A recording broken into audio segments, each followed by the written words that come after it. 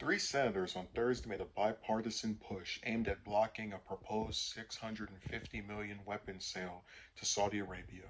Senators Rand Paul, Republican of Kentucky, Mike Lee, Republican of Utah, and Bernie Sanders, Independent from Vermont, introduced a joint resolution disapproving of the proposed arms sale to the Middle Eastern country, pointing to its role in Yemen's civil war.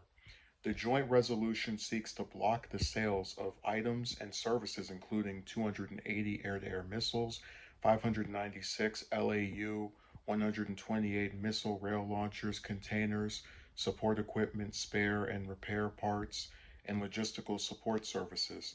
A message needs to be sent to Saudi Arabia that we don't approve of their war with Yemen, Paul said in the statement. By participating in this sale, we would not only be rewarding reprehensible behavior, but also exacerbating a humanitarian crisis in Yemen.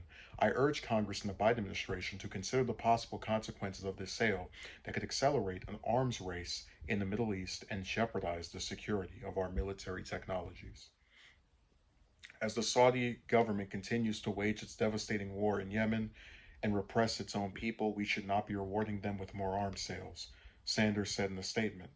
Last week, Representative Ilhan Omar introduced her own joint resolution aimed at blocking the sale of weapons to Saudi Arabia, citing the same reasoning.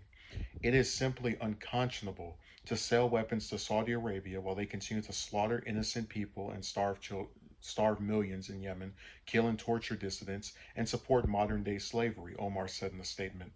The State Department approved this 650 million weapons sale, the first major arms deal made with Saudi Arabia during Biden's presidency earlier this month. While President Biden cut off U.S. support for Saudi-led operations in Yemen's civil war, he has been criticized by Democrats and activists for not doing more to punish civil rights abuses in the kingdom, including the 2018 killing of U.S.-based Saudi journalist Jamal Khashoggi.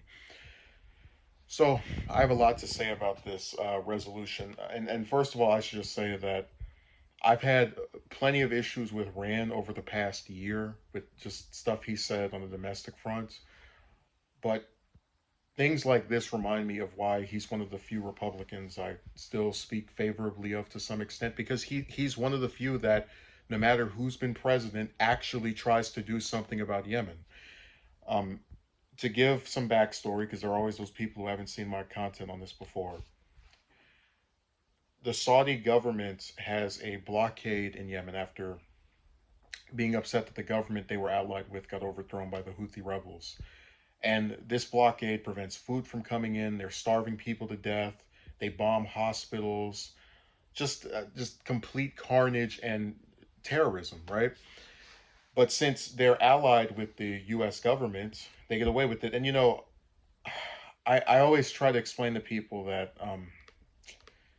yes, it is good that Biden cut off U.S. support for for that, because I was really not expecting him to do that.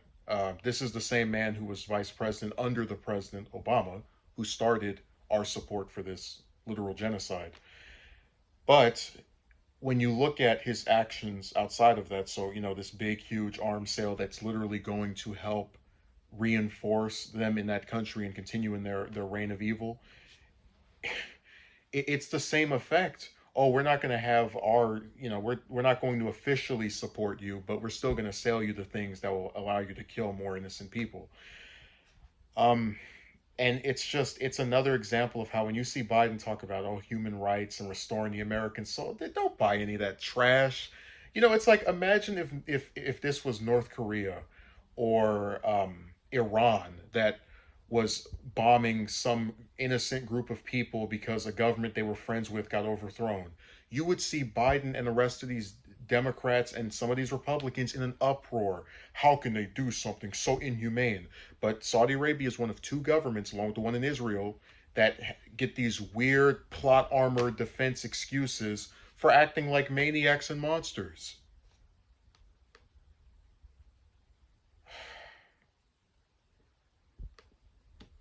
So yeah, we by having that arms sale go through have rewarded reprehensible behavior, the same behavior that we like to pretend we're so against, torture and is so bad and human rights abuses are terrible. Oh, a government that we're friends with does it. Oh well, I'm going to cut off our support. But we're still going to sell them the weapons so they can still do this stuff to people. I hope that they get enough senators to vote to block this arms sale. I can see some Republican votes I've mentioned before. And one of the reasons I defend Collins as much as I do, and along with Murkowski, is they've had multiple votes that are pro Yemen, like pro, like either getting out or having a report done, just different things that are in support of the people over there. So I hope, and I do believe they might be able to get enough votes. I'm just worried that Biden will probably try to veto it. Mister, I'm so concerned about human rights, except when it's not happening in the U.S. Then it's okay to kill children and starve people to death. Just and that's one of the reasons the U.S. government is just such a blatant contradiction. You know,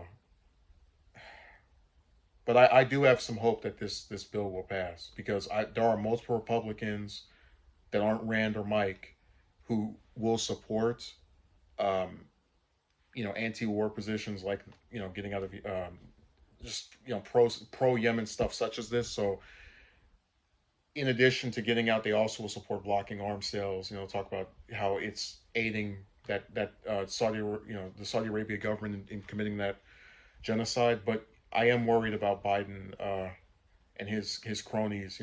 Coming up with some excuse and he vetoes it, and then not enough Republicans vote on it, and then we get screwed again. So we'll see what happens. It's just so nice to see a consistent group of senators who look at this garbage position by our government and say, I don't care who's in office, it's bad.